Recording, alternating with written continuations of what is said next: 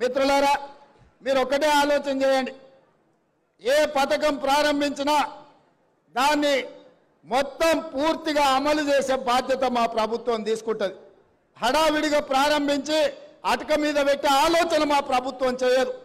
ఏది ఇచ్చినా ఆనాడు ఆకాశమే హద్దుగా ఇందిరమ్మ ఇల్లు అడిగిన ప్రతి పేదవాడికి అక్కడక్కడ ఒకరొకరు రెండు తీసుకున్నా కూడా ఆ ఎల్ల Congress party doctor YS Rajasekhara Reddy గారు ఉన్నప్పుడు ఇచ్చిన మాట వాస్తవం కాదా మీరు ఆలోచన చేయండి. అందుకే ఇవాళ నేను ఒక్క మాట సూటిగా కేసీఆర్కు సవాలు విసురుతున్నా. నువ్వు డబుల్ బెడ్రూమ్ ఇల్లు ఇచ్చినా దళితులను ఆదుకున్నా అంటున్నావు కదా.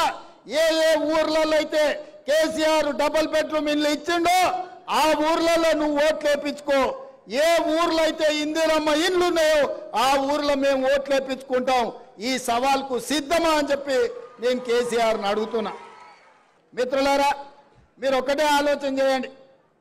ఏ పథకం ప్రారంభించినా దాన్ని మొత్తం పూర్తిగా అమలు చేసే బాధ్యత మా ప్రభుత్వం తీసుకుంటుంది.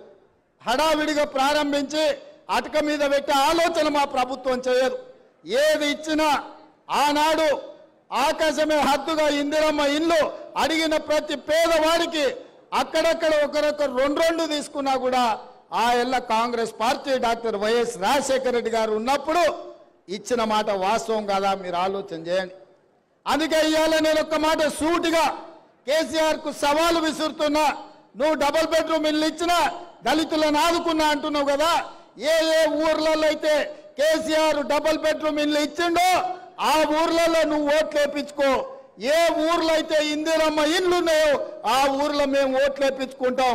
ఈ సవాల్కు సిద్ధమా అని చెప్పి నేను కేసీఆర్ని అడుగుతున్నా.